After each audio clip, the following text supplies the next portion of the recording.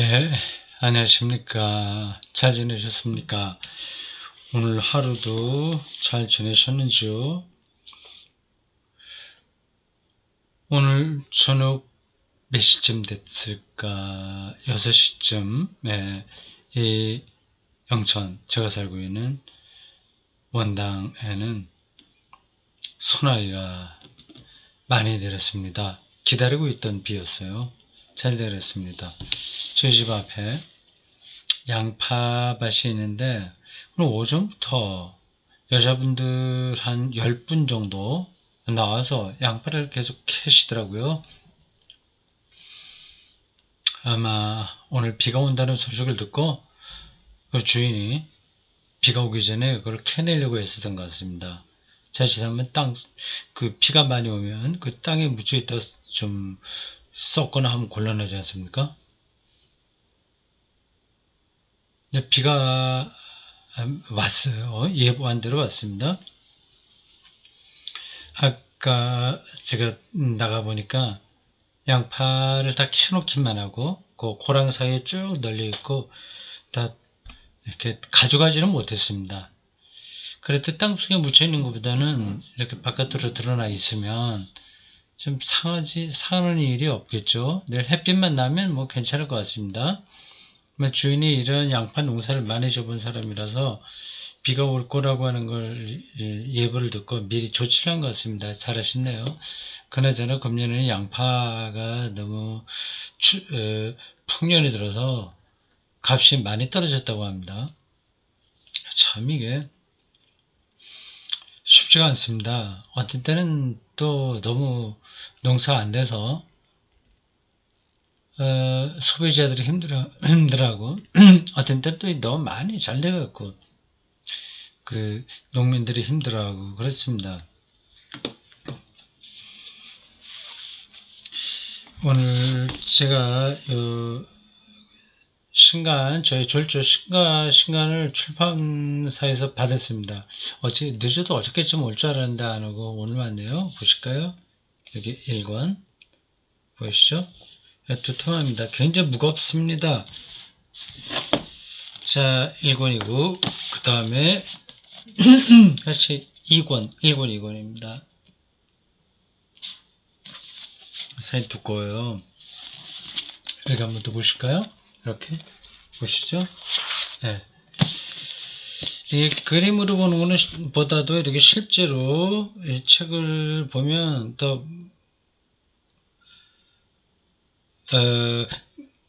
뭐라고 해야 될까? 강렬합니다.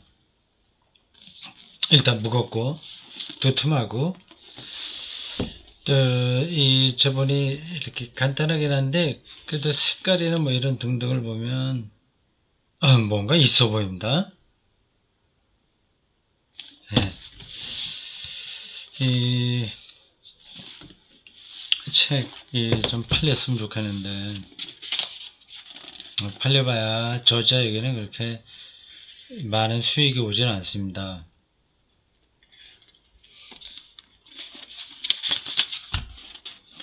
가격이 뭐 23,000원에서 24,000원, 1권이 23,000원, 2권이 24,000원 되는데 여기서 한 5% 정도 저자 인세가 나와요. 5%라고 한다면 한 권 팔리면 한 1,100원, 200원 정도 되지 않겠습니까? 그럼 1,000권 팔리면 이 두 권을 합한다면 2천 두 권이 한 묶음을 해서 팔리게 된다면 한 진로에서 저자에게는 2,500원 주어집니다. 이렇게 해갖고 1,000권 이거를 각각 권 말고 두 권 합해갖고 1,000 팔리면 한 250만원 받겠고요. 이렇게 해서 한 만부 이렇게 한꺼번에 해서 이걸 하나로 해갖고 각각 사진 않겠죠? 그래서 1만 권 정도 팔리면, 그 실제로는 2만 권이죠. 그러면 가격이 제법 되겠네요. 2,500만 원이니까. 그렇게 팔리겠습니까? 설교 비평은 훨씬 더 많이 팔렸는데, 그거는 이제 가격이 좀 작으니까요. 한 권에 뭐 얼마였던가 했죠. 좀 비싼 책입니다. 앞으로 어떻게 팔릴지 이제 두고 봐야 되겠죠. 알리스터 맥그레스 책 오늘 40강 하겠습니다. 233쪽입니다. 소제목 3번 의미의 다중지도를 사용해 궁극적 질문들에 답한다. 이렇게 되어 있습니다. 세 가지예요. 궁극적인 질문 앞에서 세 가지의 선택지가 있다. 이렇게 이게 목이 좋지 않네.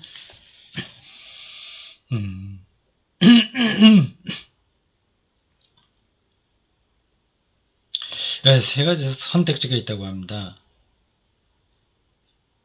첫 번째, 이런 질문들 무시하고 그냥 뭐 열심히 사는 거.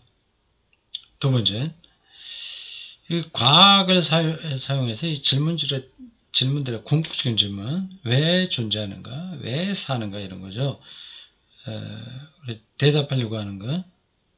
세 번째, 다중 지도나 서사를 받아들여 순전한 과학적인 방식으로만 이루어진 설명을 더 충실하게 만들 수 있다. 이게 이제 세 번째가 맥그레스의 생각인 것 같습니다. 233쪽입니다. 세 번째 접근법은 이 책이 옹호하는 입장이기도 한데, 그렇죠?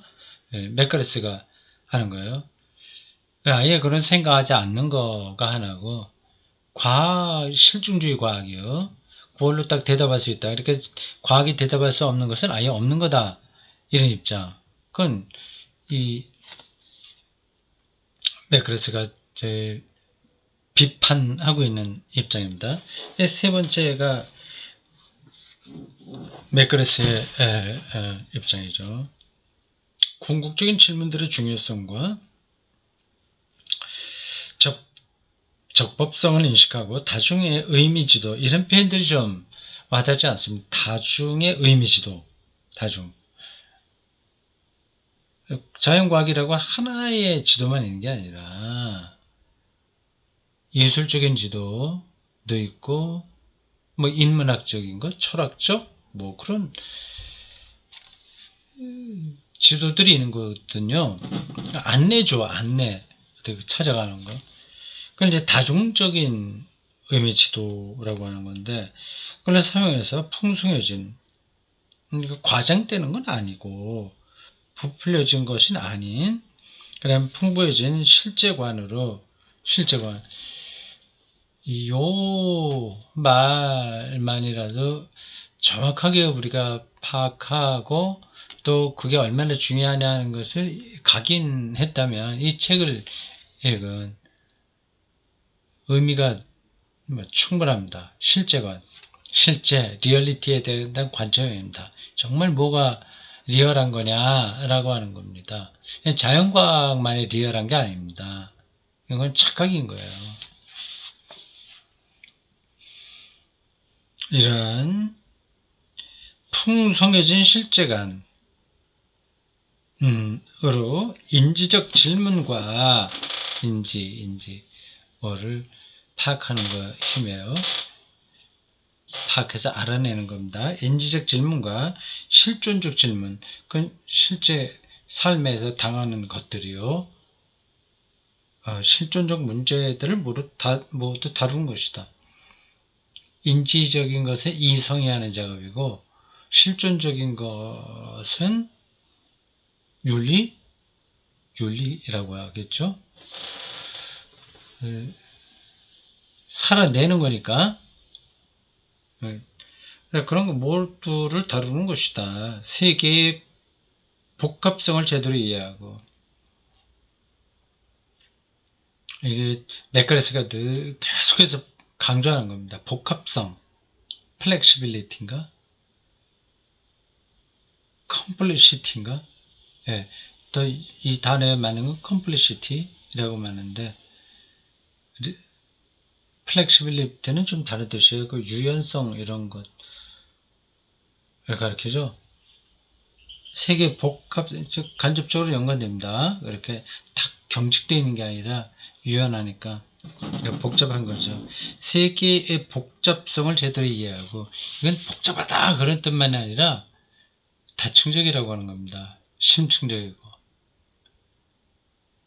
그래서 단순한 게 아니라고 하는 거죠. 그런 것들을 이해하고 의미 있고 충실한 삶을 살아갈 힘을 주는 더 풍성하고 깊이 있는 실제관을 추구하는 것이 인간 본성의 일부다. 20세기에서도 가장 종교와 거리가 먼 사람이었을 지금부터 프로이트조차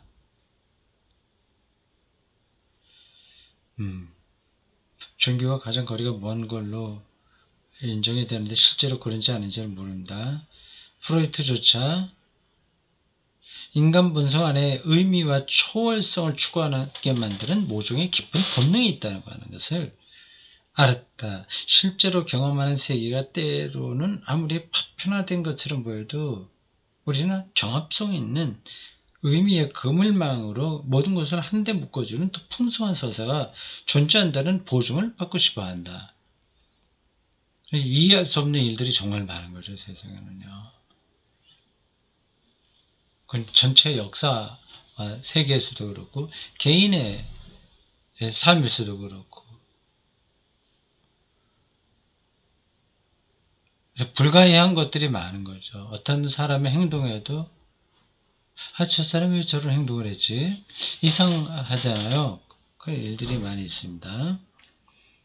더 높은 차원으로 올라가게 되면 하나님이 지금 존재하는 거야, 아닌 거야, 아닌 것 같다는 그런 그 모순과 딜레마들이 많이 있습니다. 예, 그런 것들을 가르쳐서 파편화된 것처럼 보인다.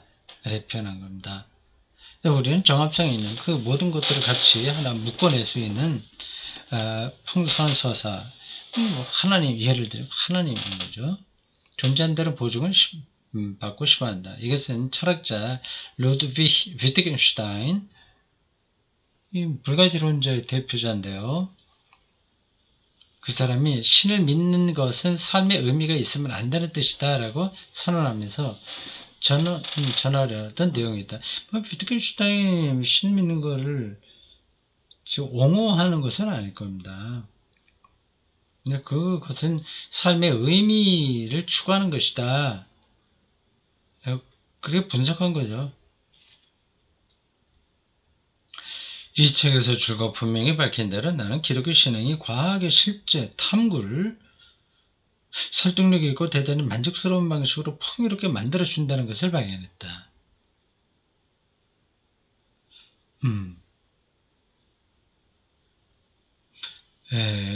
그게 왜 그런지에 대한 이야기는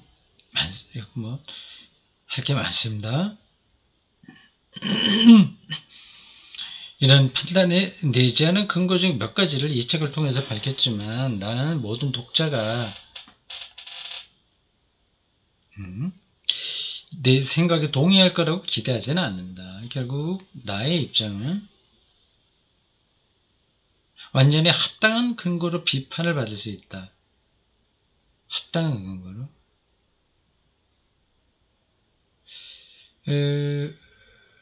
그러니까 종교 하나님 신앙이 과학을 과학답게 만드는 데에 필요하다 하는 그런 입장과 반론이 거의 엇비슷하게 나갈 수 있다는 거죠. 내가 볼 때 그 중에 가장 중요한 비판은 기독교가 자연과학보다 증거 면에서 불확실한 토대 위에 서 있다는 인식이다. 그래서 기독교 가 말하는 토대가 자연과학보다는 불확실하다. 이렇게 말을 할 수 있긴 있는데 도대체 확실하다고 하는 게 지금 뭘까요? 그렇게 따지면 서로 이제 굉장히 복잡한 논쟁으로 들어가게 됩니다.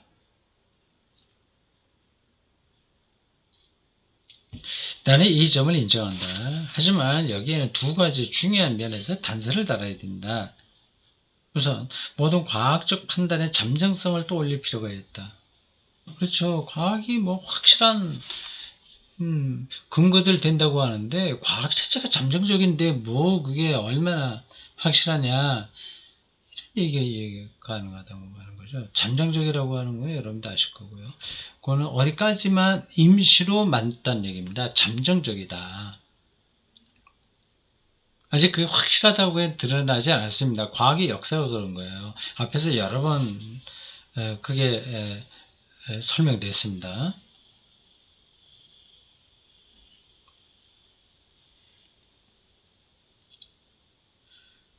오늘날 받아들여지는 내용이 내일 추가 증거가 나오면서 거부될 수 있다. 좀 이상하죠? 아우, 그럴 수 있나? 거부될 수 있나?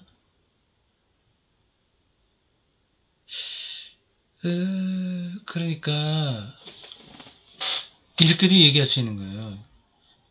그 만유인력이라고 하는 거지 않습니까? 그건 증거 확실하다고 우리가 얘기하잖아요. 중요. 저도 뭐 그건 맞다고 봅니다. 그러나 다른 증거가 나올 수 있습니다. 중력이 아니라 다른 힘에 의해서 된다, 돌아간다 하는 증거가 나올 수 있는 겁니다. 이미 그런 것들은 많이 나오고 있어요. 태양, 지구, 달의 관계를 보십시오. 얼마 전까지는 중력, 끌어당기는 힘 때문에 거길 돈다고 생각했습니다. 태양이 지구를 끌어당기니까 빙빙빙이 그 안에서 돈다. 태양이 지구가 달을 끌어당기니까 달이 떠나지 않고 이렇게 우리 그 지구의 둘레를 돈다 그랬어요. 중력이 그 원인이라고 생각했습니다. 그 도는 원인이요. 근데 이제 지금은 그렇게 보지 않습니다. 이, 이 공간이 그래 비어 있는 게 아니라 그물 같은 게 쳐져 있다는 거예요. 편편한 그물. 그래서 거기에 지구가 뚝 떨어져 있습니다. 가운데 푹 들어가죠. 그 다른 게 면이 이렇게 휘는 거예요. 그 안으로 들어가요. 그래서 둘레 있는 그 태양이 그 음부 가운데 들어갔으니까 빙빙 도는 거죠. 저절로. 끌어당기지 않아도 빙빙 도는 겁니다. 저기 뭐 중력 말고 무슨 이론이라고 했던가 그게 있던데 이름 제가 잊어버렸습니다. 그러니까 지금까지 나온 모든 물리과학적인 이론도 잠정적인 거지 다른 증거들이 나오면 조금 변화하는 겁니다. 그러니까 절대적인 게 아니라고 하는 거죠. 아시겠죠? 그러니까 과학을 무시할 필요는 없으나 절대화할 수도 없습니다. 그 잠정적인 한계 안에서 우리가 세계를 설명하는 여러 내러티브 중에 하나다. 이렇게 생각하면 됩니다. 게다가 형이상학적으로 부풀려진 도킨스의 다윈주의를 포함한 모든 세계관이 경험적 검증 너머에 있다. 다윈의 진화가 그렇게 다 우리가 뭐 계산해갖고 그 안에 들어와 있을 수 있는 그거 아니라고 하는 겁니다. 경험적 검증, 계산해서 뭐 이렇게 딱 떨어지는 거 아니에요. 그러니까 우연한 일들이 진화에서도 벌어지고 있습니다. 그걸 어떻게 설명할 거냐? 이건 과학이 설명을 못합니다. 그냥 우연하게 진화에서 다른 게 발생한다. 그렇게 말할 뿐이죠. 이 세계가 우리가 알고 있는 그러한 과학의 범주에서 다 해명이 되는 게 아닙니다. 선생님들이 그걸 잘 알아야 됩니다. 학생들에게 본인이 알고 있는 교과서에 나와 있는 얘기를 전하는데 그게 절대적인 것처럼 말하면 안 됩니다. 이게 좀 딜레마이긴 하네요. 그 절대적인 게 아니라고 얘기하면 또 공부는 안 돼, 학습은 안 이루어지니까 이게 이렇다, 원리가 이렇다. 근데 그러니까 과학의 역사 이런 거 알아야 되겠죠. 이게 이렇게 변화되어 왔다. 그리고 앞으로 어떻게 갈 것이다. 뭐 그렇게 설명하면 맞는 겁니다.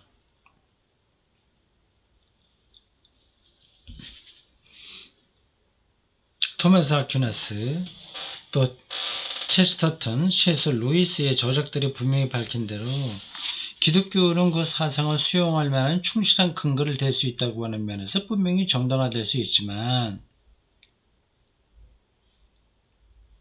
옳은 것으로 증명될 수는 없다.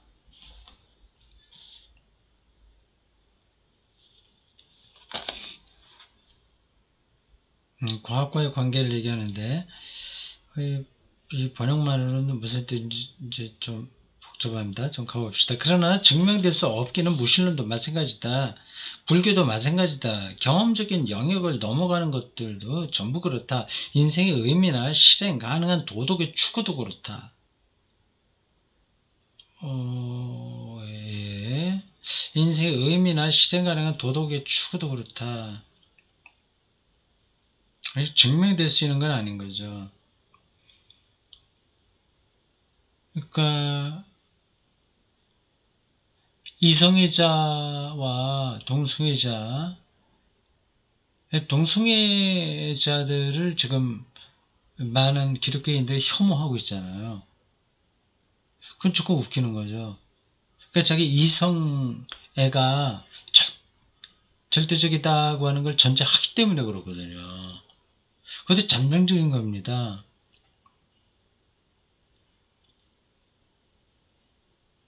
어떤 상황과 진화의 과정에서 또 다른 돌연변이 우연한 것이 발생해서 더 이상 이성애가 중심이 되지 않을 수도 있는 거죠. 그 잠정적이라고 하는 걸 이해해야 되는데 참 잘 안 됩니다. 네, 설득이 안 됩니다. 여기서 저는 앞에서 그 실행 가능한 도덕의 추구 요 말이 나와서 그러는데 이 사람이 그 신을 부정하는 사람들을 설득할 수 있는 이유 중에 하나가 도덕적인 근거를 찾는다는 데 있다고 하는 말에서 그건 칸트의 당위론적 도덕론 그런 정도의 말이라서 이거로는 좀 충분하지 않다 생각했는데 이 사람이 요런 말을 한 데서 보면 그러한 그 단계는 뛰어넘은 것 같습니다. 인간의 조건이라는 것이 이와 같다. 피상적인 진리들만 증명될 수 있고 가장 심오한 진리들은 절대적 증명 너머에 놓여 있다. 그러나 우리는 그것들을 신뢰할 수 있다. 그러니까 하나님을 증명할 수 있는 게 아니죠. 절대적인 증명 너머에 있고 우리는 그걸 신뢰한다. 근데 그렇게 신뢰하도록 역할을 하는 게 과학이어야 되지 않냐. 그입니다. 과학자가 될수록 그러한 자기들이 하는 과학 너머의 것에 문을 열게 된다. 그 입장으로 보입니다. 건강한 양심적인 학자의 생각이죠. 결국 우리는 위에서 나열한 세 가지 접근법 모두가 그것을 수용하는 사람들에게 어느 정도의 지적 불편함을 안겨줄 것임을 인식해야 된다. 지적 불편함, 지적으로. 이게 다 해결이 되는 게 아니니까. 이성적으로, 지성적으로 볼 때 완벽하게 앞뒤가 다 들어맞아갖고 손안에 들은 어떤 걸 갖고 말하는 게 아니라서 그냥 불편한 거죠.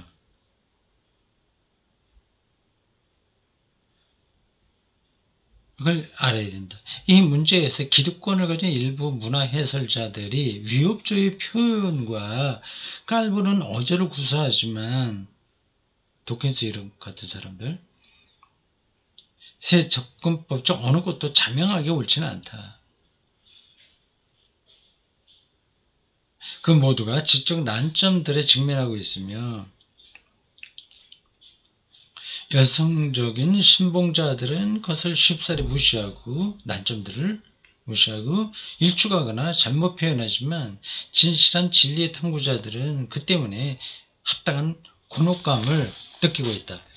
곤혹감 느낀다고 보다 감수한다고 해야 되겠죠. 그런 걸 갑자기 생각이 나네요. 예수님이 십자가에서 엘리 라마 사박다니 하고 외치지 않았습니까? 그 곤혹감을 감수하는 거죠. 하나님 나라 가까이 왔다는 확신 가운데서 활동하시는데 그 결과가 십자가 죽음이라고 하는 것을 예수는 받아들이기가 어렵지 않았겠습니까? 곤혹감이죠.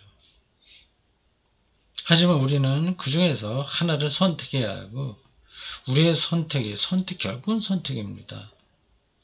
우리의 선택이 정당화된다면 믿으면서 신뢰죠. 선택을 내려야 된다. 이것이 꼭 나쁜 일은 아니다.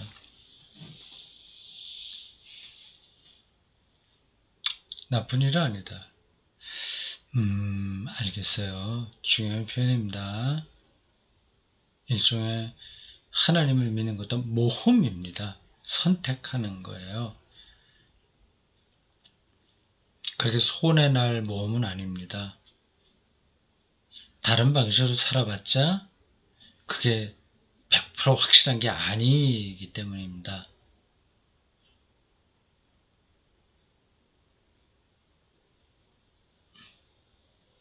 문학비평가 대리 이글턴이 말한 대로 우리의 많은 믿음은 의심할 여지 없이 합리적 정당화가 되지는 않지만 여전히 합리적으로 품을 수 있는 믿음들이다. 믿음이 중요하다고 얘기해서 미몽 같은 것, 광신 이런 것들을 인정하는 건 아닙니다. 최소한 합리적인 토대를 갖고 믿어야 되는 거죠. 그러니까 궁극적인 것은 믿음의 대상인데 그 단계까지는 다 합리적으로 제가 판단해야죠. 합리성도 잊어버린다면 그건 이제 믿을 수 없는 겁니다. 그건 광신이 되어버리는 거죠.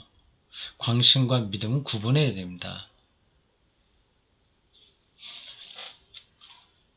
이 책에서 나는 과학과 신앙을 다시 잇는 풍성한 서사를 제안하고 제시했다. 이 서사는 경험과학의 배타성이나 최종성을 내세우는 일체 거짓 주장을 제외하면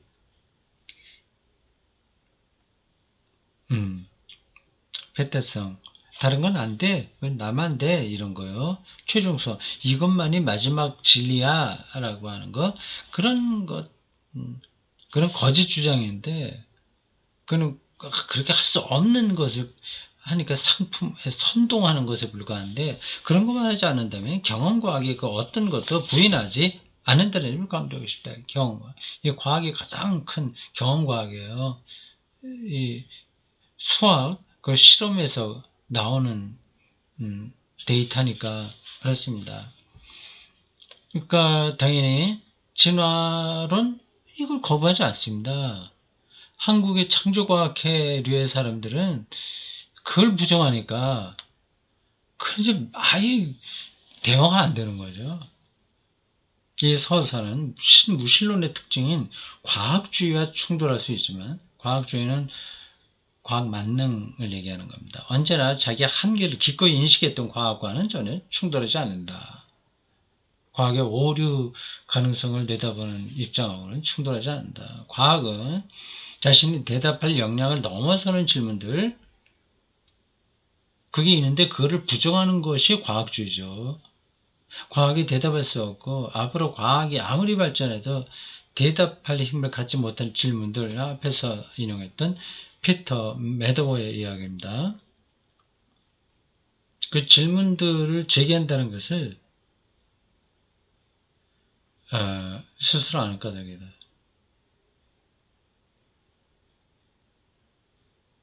그 과학 자체가 그거를 제시하기 때문에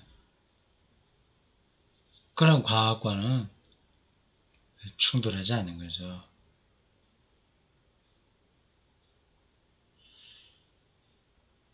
자, 오늘 여기까지 하겠습니다.